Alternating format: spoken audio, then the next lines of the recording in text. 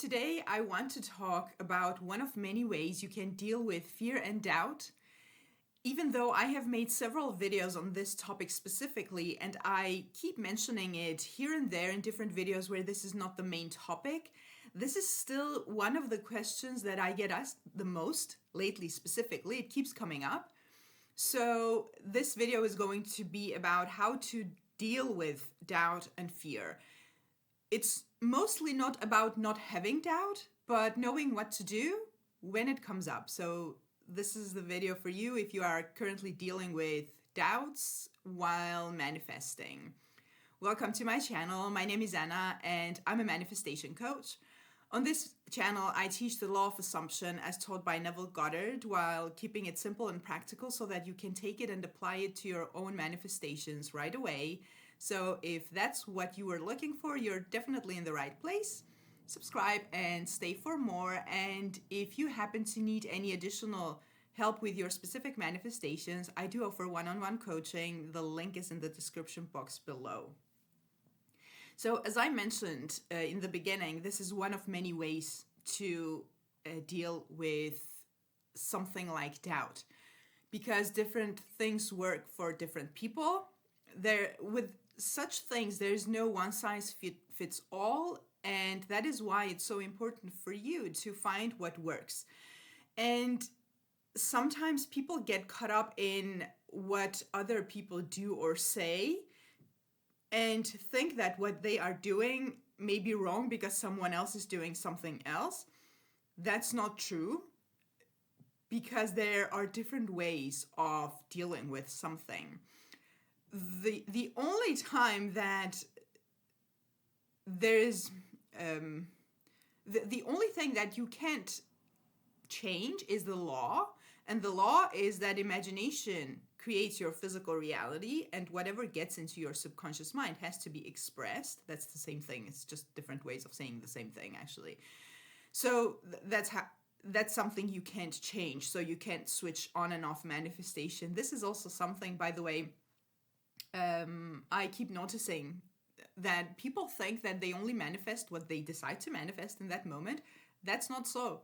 You manifest everything, and you can only experience what you manifest. This is something, again, that you can't switch on and off.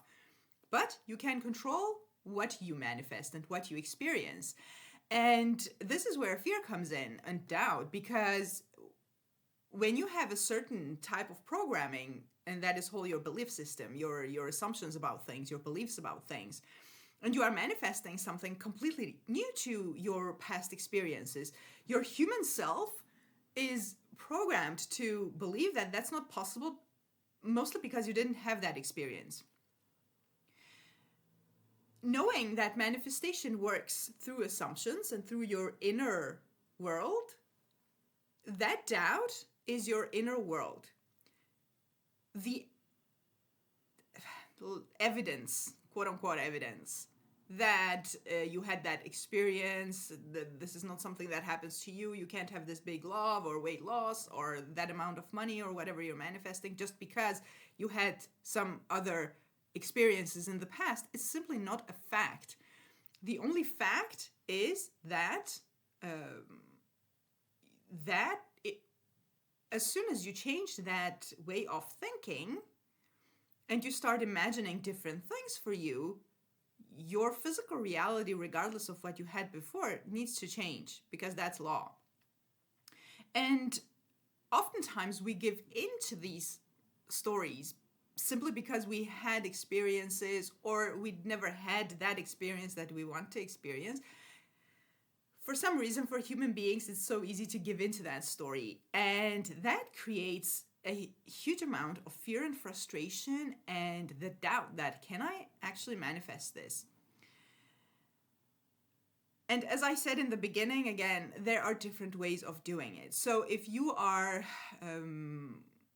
one of these people, and this depends entirely on your personality, if you can simply switch to the end goal and completely reject the thought of doubt or lack or the fear and go to the end and boldly state the end, that this is so, it's a fact and end of story. And if it works for you, then that's what you do. In this video, though, I am going to mostly talk to people for who this doesn't work. A lot of people who do this, they end up with even more fear and doubt than they started with. So they end up creating a huge resistance and a negative spiral that some people don't even know how to get out of. So I want to suggest to you a gentler approach, but gentler doesn't mean weaker, and you will see if you put it to the test. The point of the whole thing is to get rid of this resistance, the doubt, the fear of not being able to manifest it, so that you can actually go to the end and imagine your end goal in peace. So what I want you to do is, whenever you're doing your mental work, your affirmations, your mental imaginal acts, and your mind wants to bring you to the old story that this can't ever happen, and that of course creates fear, and that's the doubt itself. This is what you do. Instead of going back and forth between affirmations and negative assumptions, they are both affirmations, by the way. It's just what you want and what you don't want, and both assumptions. Well, the new one hasn't become an assumption yet, but with repetition, it becomes assumption and replace the old one. So, what I want you to do when that happens is stop for a moment and start thinking of your desire like this. What if this were the case? Let's just pretend that everything is possible, and reminding yourself about manifestation is also helpful, how it works, how your mind is in charge of everything. But start affirming your affirmations with a what if. Let's say you're manifesting your SP and it's currently not going well. You are starting to think thoughts such as, what if they were actually in love with me? And what if they were thinking about me all the time? What if they are actually planning to be with me and to have me in their future? What if they are even more in love with me than I am with them? What if they want me more than I do? Even more than I want them, if that's even possible. But what if that were the case? Now, objectively, not the best word to use when we are talking about conscious manifestation where everything is subjective, but let's do that for the sake of this topic. Objectively, you have no idea what that person is thinking. So, keeping that as a possibility is very helpful, and it's a step towards your end goal, compared to, oh, that's never going to happen because they're not texting me, we're not talking, and they said this and that last time. But what if they were actually in love with you? What if, let's take another topic. What if I have been wrong about my body this entire time? And what if my body is completely capable of healing itself, losing the weight? And what if there's a possibility for that to happen effortlessly? Let's just contemplate for a moment that could be a possibility. The same thing you do for any manifestation, any topic. Is it money? Is it whatever it is? It doesn't matter. The way your mind works is the same. When you put a what if, all of a sudden, instead of forcing your mind to think that this is so, we are happily married with 4 kids, where your mind will go, are you kidding? You're not even talking. when you put a what if in there, all of a sudden you're not forcing anything on your mind. Now you're just suggesting a possibility. And the way this is helpful is, regardless of what you are thinking, your mind is interpreting it in images and feelings. The famous example of not thinking of a pink elephant. Don't think of a pink elephant. The first thing your mind is doing is it's imagining a pink elephant. So even if you're putting a what if in there, it's not making your statement weaker. It's just getting rid of the negative blah blah from your mind. And your mind is starting to contemplate, what if that were the true? Like, let's just pretend, like, what if I were with my person because they wanted me so much? Also, add in there, how would that be? How would that feel like? And now all of a sudden you're contemplating on your end goal. You're putting it as a possibility because it is definitely one of the possibilities.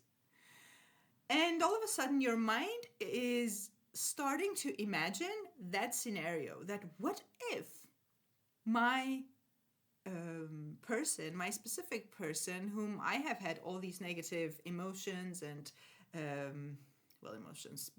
assumptions and experiences with, what if in reality they actually want me even more than I want them? Like, what if? How would that be? What if what if they can't live without me and they are really, really trying to do something about it? How would that be? And this is not something that I want you to do forever, even though if it starts really feeling good and making you feel the end, like putting you in the state of the wish fulfilled, which is a very possible reaction for both your mind and your body, you can keep doing it. Nobody cares how you imagine it as long as you're imagining what you want to experience. But you can simply use this as a trick or as a technique, if you will, or a part of an affirmation, simply to get rid of that resistance for a period. And something else that happens with this is that when you do it like this and with resistance, all of a sudden you're introducing a story to your mind that it's not resisting, so that it starts getting used to it. You're making your mind familiar with this new story, with a simple, what if this were true and how would it be if that were the case? And by that you continuously introduce this story as a possibility. And if you do that enough, your mind is going to get so familiar with it that it's not going to resist it anymore, because all of a sudden this starts it's not going to be all of a sudden, it's going to be as a result of your repeated coming back to it. It's going to feel like this could actually happen because you get used to it. This is all about just that, actually getting yourself used to the new story. When your mind continuously rejects it, it doesn't let you get used to it. And once you get used to it, it starts becoming normal. You start feeling it like it could happen, and it starts becoming easier and easier for you to get into that end goal, end state, and the end scene, and the end statement that you're affirming. So this is just one way of tricking your mind, or just getting yourself into that relaxed state of the possibility. And I am all for going to the end, affirming it boldly, imagining it like it's already a fact. That's all wonderful and it definitely works. But if you are one of the people, or if this is just one of those cases for you where that just makes the resistance and the fear and the doubt worse, then you use something different. Because I always say that just because you have a resistance, just because you have fears and doubts and you're in a negative mindset, it doesn't mean that you shouldn't be able to manifest what you want. It just means that you need to find a way that works for you. And this could be that one thing that could work for you, for your doubts and your fears. Definitely give this a try. And if you need any additional help with your manifestations, I do offer one-on-one coaching. The link is in the description box below. I want to ask you to actually try this and let me know in the comments how it worked for you. And see you in the next video.